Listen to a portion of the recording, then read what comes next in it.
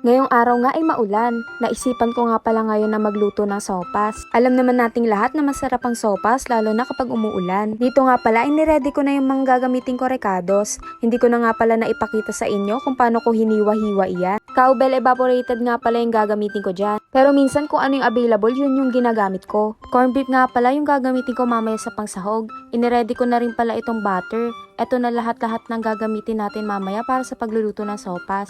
Nahagip pa nga dyan yung kaning lamig pero hindi natin isasama yan sa mga ingredients natin. Nang maayos ko na nga lahat ng gagamitin ko ay nagpainit na din ako ng kaldero. Nang mapansin ko nga na mainit na ay naglagay na rin ako ng butter. Inihalo-halo ko nga muna ito para matunaw lahat. Kasi mga beshi ko pag hindi natin ginawa yun ay baka abutin pa tayo ng kinabukasan. Pero syempre charot lang yun. Nang maitunaw ko na nga lahat ng butter ay naggisa na rin ako ng bawang at sibuyas. Habang ginigisa ko nga ito ay hinahalo-halo ko rin para pantay yung pagka golden brown. Habang ang ginagawa ko itong vlog na to ay natatakam ako. Kasi ito na rin yung merienda namin. Sunod nga inilagay ko na rin itong corned beef. Nang mailagay ko nga yung corned beef ay gusto ko na lang i-fast forward tong pagluluto ko. Parang gusto ko na lang kasi ulamin itong ginigisa ko. Kaya naman ng mga time na yan ay tiniis ko muna yung sarili ko. Kasi pag naluto naman ito ay makakakain din naman ako.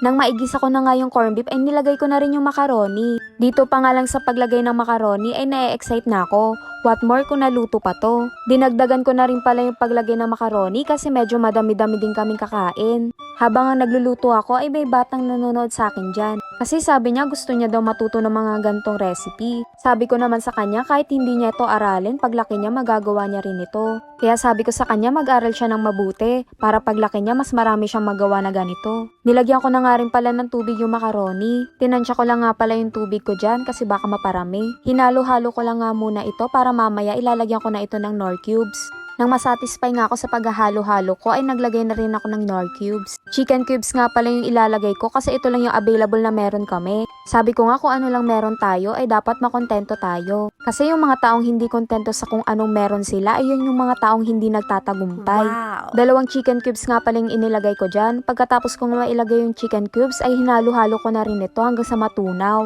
Kasi kung hindi natin to hahaluin, baka hindi na to matunaw. Inilagay ko na rin pala yung evaporated cowbell natin. Buti na nga lang ay hindi ko to nakalimutan. Sa sobrang daldal ko kasi ay muntikan ko na makalimutan to. Isang lata nga pala yung inilagay ko dyan para creamy. Kakainin na lang din naman, dapat hindi na tinitipid. Ilalagay ko na nga rin pala itong patatas. Tapos hahalu-haluin ko lang ulit ito nang walang katapusan. Syempre charot lang. Naglagay din pala ako ng konting patis para medyo maalat. Habang nga hinahalo ko to ay na-excite na ako. Kasi papalapit na tayo sa exciting part.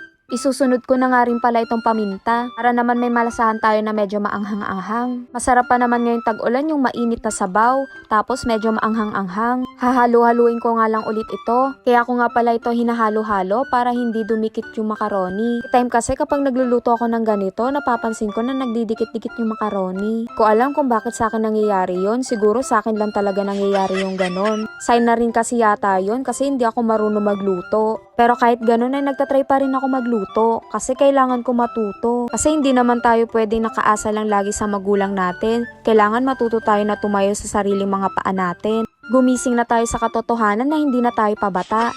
Ito na nga pala yung finished product ng sopas natin. Itsura pa lang katakam-takam na. Sumandok na rin pala ako dyan kasi nagugutom na ako. Tinikman ko nga at ang sarap-sarap.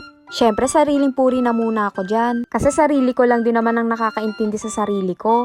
Syempre, charot lang. Sumubo pa nga ako ulit dyan kasi hindi pa ako nasasatisfy. Hindi ko pa malasahan kasi sobrang init. Nang maisubo ko nga ay okay na ako. Hanggang dito na lang pala yung vlog ko. Bye-bye!